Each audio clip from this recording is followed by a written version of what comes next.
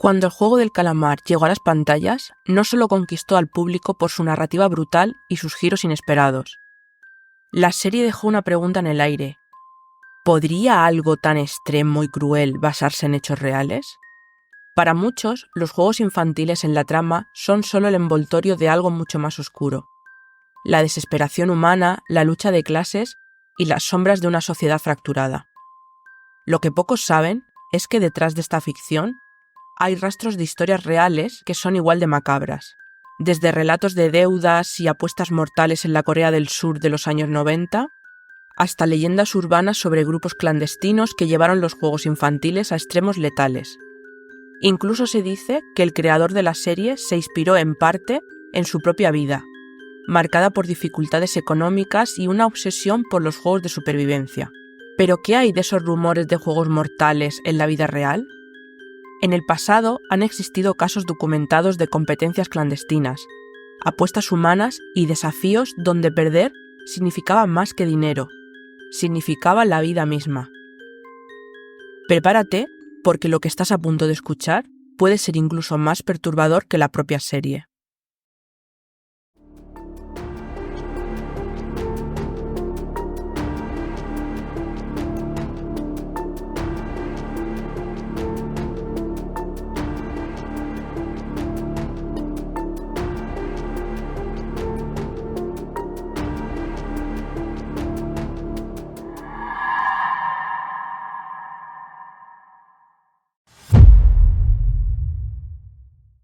Después de contaros este caso, no vais a poder ver la serie del juego del calamar de la misma manera, ya que muchas cosas que se ven en esta serie son muy similares a algo que sucedió en la vida real en Corea, en una institución llamada Hyunje Bokchun, que significa Centro de Ayuda para Hermanos.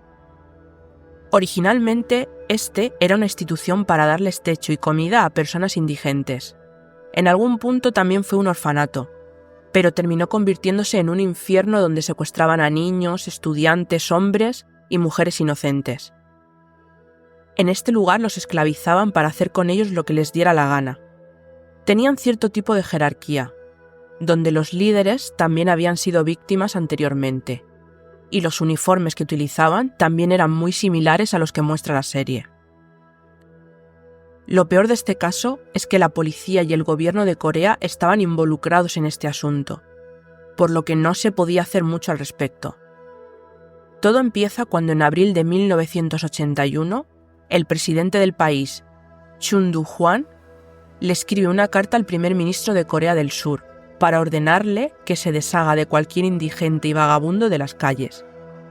A esto lo denominan como el proyecto Purificar las calles.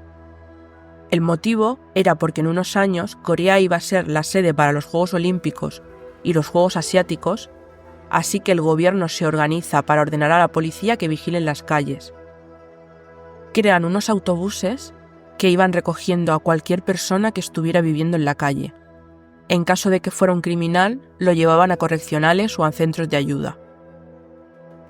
Durante este tiempo, las noticias hablaban de esto, diciendo que las calles eran más seguras, que se habían llevado a cientos de personas a estos correccionales para dirigirlos por el buen camino. Llegaban aquí para darles alojamiento y comida, pero también les enseñaban a hacer ciertas cosas, como diferentes habilidades que podían aprender para que posteriormente pudieran salir y conseguir un trabajo. Este era supuestamente el plan, pero la realidad era bastante diferente. Tras pasar unos cuantos años, el gobierno condecora al presidente de este lugar, por ser la institución que más gente había acogido, aunque lejos de la realidad nadie sabía lo que estaba pasando dentro de sus paredes. En 1982, Choi Sung-gu tenía 13 años, cuando un día caminando de la escuela a su casa, lo detuvo un policía para pedir su identificación. Parece que éste no la llevaba encima, y es entonces cuando el policía no se fía demasiado y le pide que abra la mochila. Dentro tenía unos cuantos libros y junto a ellos un pan. El policía le preguntó que de dónde lo había robado, a lo que el adolescente le respondió que era parte de su almuerzo. Este policía utilizó como excusa que no llevara encima la identificación y que además, según él, creía que había robado el panecillo, para pedirle que subiera al autobús que lo llevaría a la institución donde había metido a toda la gente que habían ido encontrando por la calle en unas circunstancias algo especiales. Una vez que llega a este lugar, continúan interrogándolo, ya que según el policía que lo encontró, creen que era un ladrón. Choi insiste que él no había robado ese pan, por lo que el policía coge un encendedor y comienza a quemar ciertas partes de su cuerpo para que confesara. Prácticamente lo obliga a decir que era un ladrón. Así que el adolescente confiesa falsamente haber robado el pan y pide que por favor lo dejen irse a su casa. Después de obligarlo a decir algo que no era verdad, lo meten en una cámara frigorífica durante horas como castigo, para finalmente retenerlo allí durante años. En 1985, 3 años después de estar ahí encerrado, mientras estaba esperando en la cola para que le dieran su ración de comida, se encontró con su hermano pequeño, Yeho. En ese momento no supo ni qué decir, simplemente lo miró y se echó a llorar, ya que sabía que le iban a hacer lo mismo y no podía ayudarlo. El hermano terminó allí porque estaba un día en un cibercafé jugando en uno de los ordenadores, cuando se encontró con un policía que empezó a hacerle preguntas y terminó acusándolo de ser un sin techo, por lo que lo trasladó también a la institución para ser castigado. En 1988, la institución decidió que fuesen liberados, tras todos esos años encerrados en ese lugar. Cuando por fin pudieron salir y regresar a su vida, hablaron de la institución como un lugar horrible, donde tenían a las personas divididas como en pelotones, teniendo cada uno de ellos un líder que estaba a cargo de vigilar a las personas recluidas, para que hicieran lo que se les pedía. Y si se les ocurría quejarse o desobedecer, estos líderes se encargaban de castigarlos de maneras inimaginables. Choi cuenta que el líder encargado del grupo donde él estaba, la misma noche que llegó a ese lugar, le pidió que fuera a su cuarto y se aprovechó de él durante varias noches. También comenta que acabaron con varios de sus compañeros por intentar defenderse o escapar de allí. El hermano mayor tenía 19 años y el pequeño tenía 17. Ambos pesaban unos 35 kilos, estaban muy desnutridos, y lo peor es que cualquier persona que saliera de ese lugar ya tenían el estigma de por vida de ser un criminal, así que para ellos dos fue imposible conseguir trabajo. Choi literalmente tuvo que convertirse en un criminal para poder sobrevivir, y su hermano Yeho tristemente se terminó quitando la vida en octubre del año 2009. Han Jong-shon estaba paseando con su hermana y con su padre cuando éste decide entrar a una tienda para comprar unas cosas, y les dice a sus hijos que vayan a una comisaría y se esperen con un policía mientras que él va rápidamente a comprar. El padre pensaba que si los dejaba junto a un policía no les sucedería nada, pero mientras que ellos dos están esperando, el oficial los sube al autobús que los transporta a la institución. Han solo tenía 9 años, por lo que empieza a estar asustado y no saber qué es lo que estaba pasando. Así que se pone a llorar y el policía, para callarlo, le da un golpe tan fuerte que se desmayó. Cuando llegaron al lugar, los separaron. A su hermana la pusieron en un pelotón junto a más niñas, y a él lo pusieron en uno de niños. El trabajo de estos era hacer sobres y palillos. Según contó Han, a él no le permitían bañarse, y la mayoría de las veces se le llenaba la cabeza de piojos. En ocasiones, su hermana se intentaba escapar para estar con él y cogerle de la mano, aunque solo fuesen unos segundos. Pero una de las veces los descubrieron, y a él lo obligaron a gritarle a su hermana diciéndole barbaridades, y a ella la golpearon delante de él. Tras este incidente, obligaron a su hermana a tomarse tantas pastillas a diario que cuando consiguió salir de allí tuvo problemas psiquiátricos. En otra ocasión llegó a ver a un compañero que estaba convulsionando, pero su líder pensaba que solo estaba fingiendo para no tener que trabajar ese día, así que éste cogió un bate y se dispuso a golpearlo hasta acabar con él. Además, parece que algunos de sus compañeros intentaron escapar, pero cuenta que de repente desaparecían y justo ese mismo día veía a hombres vestidos de blanco arrastrando bolsas de basura.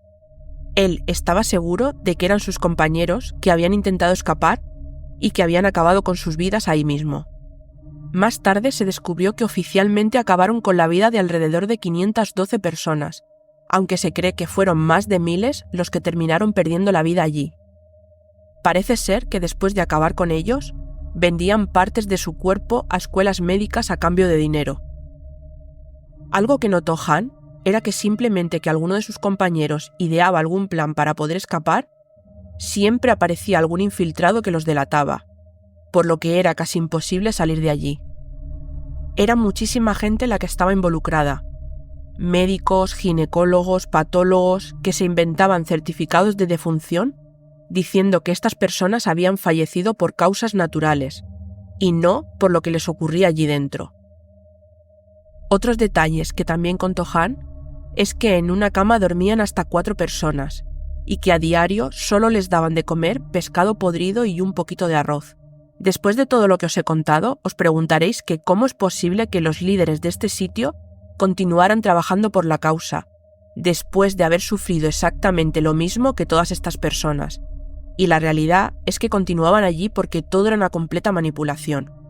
El presidente de la compañía era Park In-kum, que en 1948 se había alistado a la Guardia de Defensa Nacional y sirvió como sargento en una unidad del ejército durante la Revolución Coreana. En abril de 1960, abrió el orfanato para ayudar a los niños que se habían quedado sin padres después de la Guerra Coreana. Aquí es cuando Corea se divide en Corea del Norte y Corea del Sur. Estaba claro que este orfanato no lo abriría por ser una buena persona, sino por la cantidad de dinero que esto podría brindarle. Por aquel entonces recibía grandes donaciones del extranjero por el tema de la guerra. Pero pasan los años y pronto estas donaciones fueron disminuyendo poco a poco, así que Park, como hombre de negocios que es, convierte el orfanato en un hogar para ayudar a los necesitados, y así poder recibir apoyo del gobierno de Corea. Por aquel entonces, este mismo gobierno, para incentivar la medida implantada de purificar las calles, pagaba más por cada una de las personas que tenía bajo su cuidado en la institución. Así que el presidente aprovecha esta situación para sobornar a los policías y poder conseguir a más personas en la calle. Al mismo tiempo, Park, debido a su pasado como militar, utilizaba la institución para controlar a todas estas personas. Tenía un sistema donde si le eras leal, te daba ciertos privilegios. Si alguno escuchaba que alguien planeaba escapar, iba rápidamente a contárselo al señor Park, y este, como recompensa, le daba la oportunidad de poder llegar a ser líder de la institución y tener un cuarto para él solo.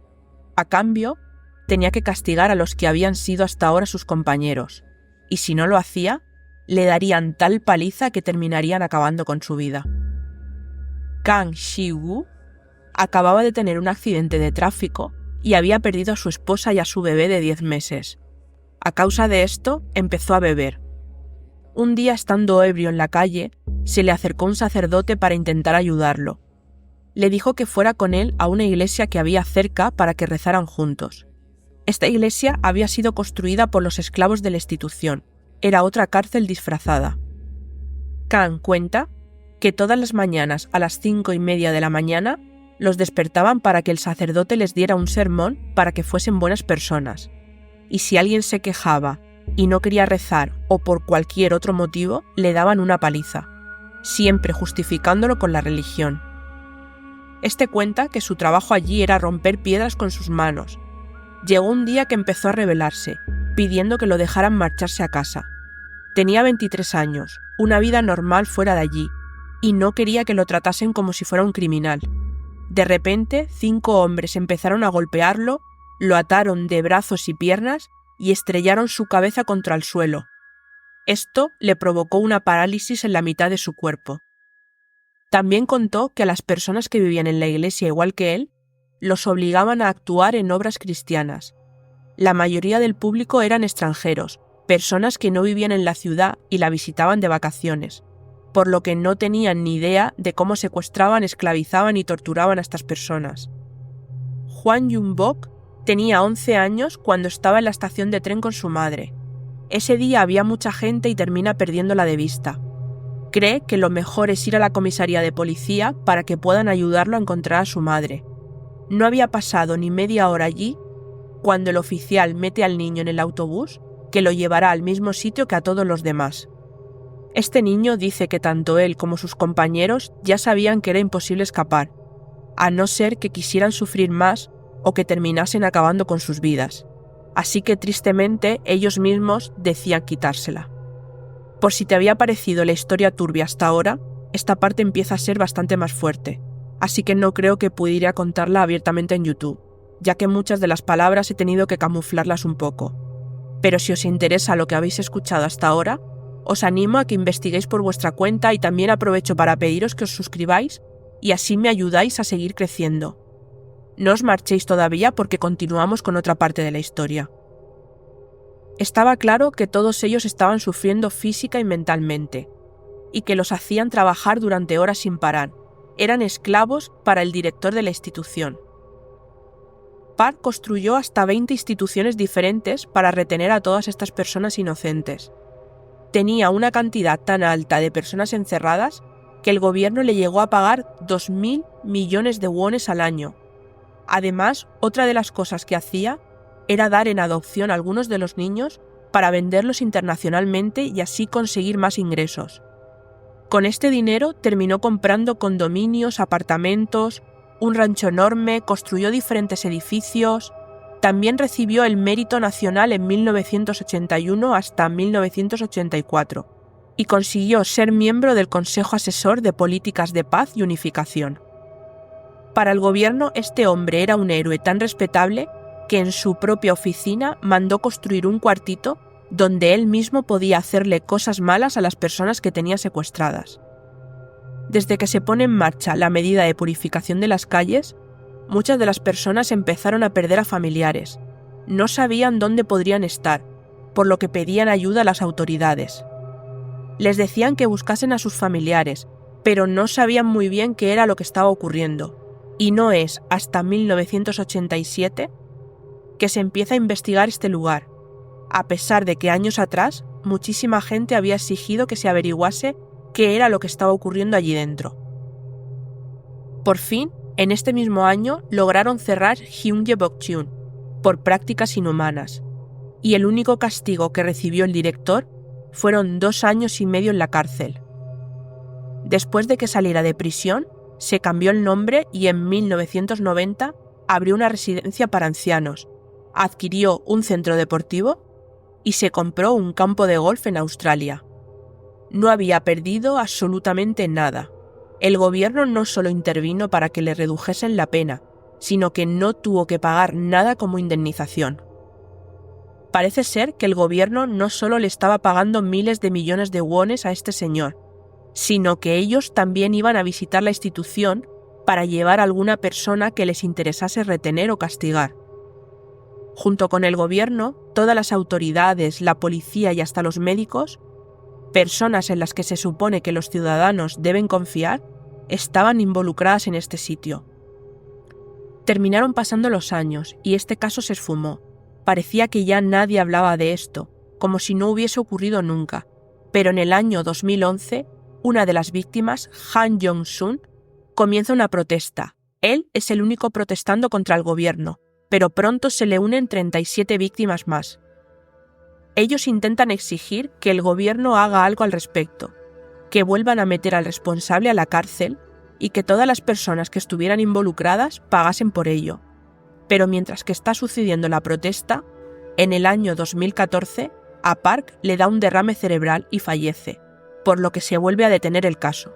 Desde entonces, lo único que se pudo lograr es que en el año 2020 crearan una nueva ley que estableciese la Comisión de la Verdad y la Reconciliación para volver a investigar la institución. Pero antes de que pasara esto, demolieron el lugar y todos los edificios que se habían construido, haciendo desaparecer cualquier evidencia que hubiera dentro de estas instalaciones. Y aunque las personas han exigido que se les compense, o por lo menos que se les pida disculpas por todo el sufrimiento que tuvieron que atravesar estas víctimas y sus familiares, las autoridades y el gobierno de Corea simplemente se han hecho los sordos y no han hecho nada hasta el día de hoy. Me gustaría saber qué os ha parecido este caso, ya que para mí ha sido bastante fuerte investigarlo para poder contároslo a vosotros.